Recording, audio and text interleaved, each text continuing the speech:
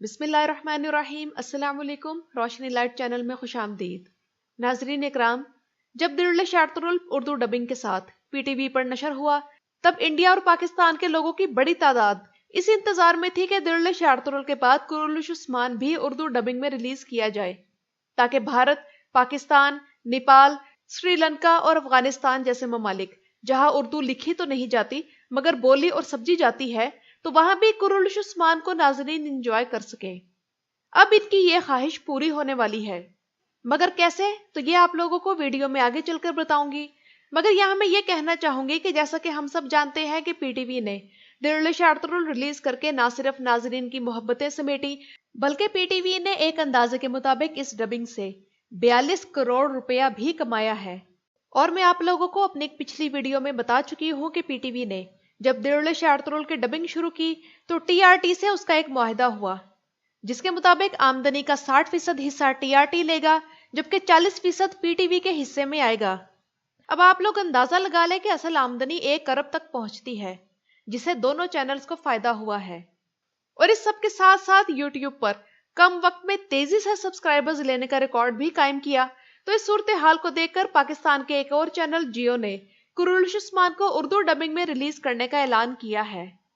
قرولش عثمان کا کون سا سیزن اردو میں ریلیز ہوگا اور یہ کب ہوگا، یہ ویڈیو میں آگے آپ لوگ جانیں گے، لیکن یہاں میں ایک بات ضرور کہنا چاہوں گی کہ سب سے پہلے تو پاکستان کے وزیر اعظم عمران خان کا شکریہ جنہوں نے پاکستانی قوم کو ڈرامہ سیریز دلش ارطغرل دیکھنے کی طرف مائل کیا۔ اور ناظرین اکرام، دوسری بات میں آپ لوگوں سے یہ کرنا چاہوں گی اور یہی بات کرنے کے لیے میں نے یہ ویڈیو بنائی ہے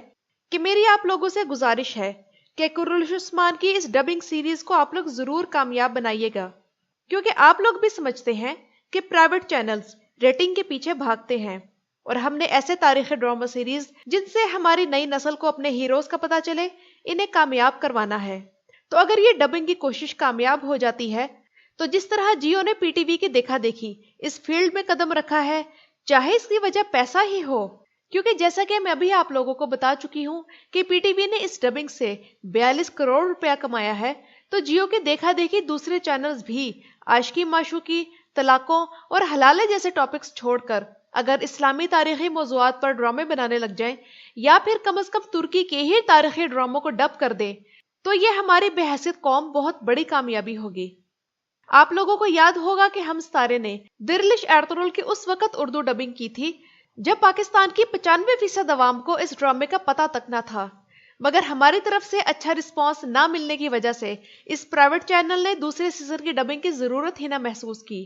تو اب کی بار ایسا نہیں ہونا چاہیے۔ آپ ترکی میں بھی اس کی مثال دیکھ لیں کہ دلش ارطغرل ٹی آر ٹی کی پروڈکشن تھی جو کہ سرکاری ٹی وی چینل ہے، اور اس کی دنیا بھر میں کامیابی سے متاثر ہو کر اے ٹی وی جو کہ ترکی کا پرائیویٹ چینل ہے،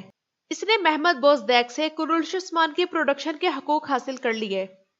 حالانکہ آپ لوگ بے شک موازنہ کر لیں کہ دلش ارطغرل کی شوٹنگ میں استعمال ہونے والے ٹی آر ٹی کے کیمرے اے ٹی وی کے کیمروں سے بہتر ہیں، یہ آپ لوگوں کو دونوں ڈراموں کو پرنٹ دیکھ کر معلوم ہو جائے گا۔ مگر خوشی کی بات یہ ہے کہ ترکی جیسے سیکولر ماحول میں بھی ایک پرائیویٹ چینل ایسا ڈرامہ ریلیز کرے جس میں جہاد، اسلام، احادیث مبارکہ اور قرآن مجید کی آیات کے تذکرے ہوں، تو یہ بہت بڑی بات ہے۔ اور اس سے بھی بڑی بات یہ ہے کہ ایک پرائیویٹ چینل نے ایسا رسک لینے کا فیصلہ کیا اور کامیاب رہا۔ اس لیے اگر جیو نے یہ قدم اٹھایا ہے تو ہمیں جیو کی حوصلہ افزائی کرنی چاہیے تاکہ دوسرے چینلز بھی اس طرف توجہ دیں، کیونکہ آپ لوگوں کو بھی یاد ہوگا کہ جیو نے اس سے پہلے میرا سلطان نامی Turkish drama series Urdu dubbing میں ریلیز کیا تھا جس نے ہمارے ذہنوں میں سلطنت عثمانیہ کا امیج خراب کرنے میں کوئی کسر نہ چھوڑی۔ اور ایک بات تو یہ نوبت آ گئی تھی کہ پیپلز پارٹی کے دور میں جب یوسف رضا گیلانی وزیر اعظم تھے تو طیب ایردوان نے پاکستان کا دورہ کیا، تو تب ایک صحافی نے ان سے چبھتا ہوا یہ سوال کیا کہ کیا ترکی ایسا ہے جیسا کہ میرا سلطان ڈرامہ سیریز میں دکھایا گیا ہے؟ اس طرح اس صحافی نے طیب ایردوان کے اسلامی امیج پر طنز کرنے کی کوشش کی تھی، مگر طیب ایردوان نے یہ جواب دیا کہ نہیں، ترکی ایسا نہیں ہے۔ تو اس صحافی نے کہا کہ پھر ترکی کیسا ہے؟ تب طیب ایردوان نے کہا کہ اس کا جواب میں آپ کو کچھ عرصے بعد دوں گا، اور طیب ایردوان اس بات کو بھولے نہیں اور ترکی جا کر محمد بوزدیگ کے ذمے اصل ترکی دکھانے کی ذمہ داری لگائی، جو کہ محمد بوزدیگ نے دلش ارطغرل کی صورت میں نبھائی، اور پھر دنیا بھر نے جان لیا کہ اصل ترکی کیسا ہے۔ تو ناظرین اکرام، اگر جیو اپنی اردو ڈبنگ میں پی ٹی وی والی 3 غلطیاں نہ کرے تو تب ڈبنگ کا صحیح حق ادا ہوگا۔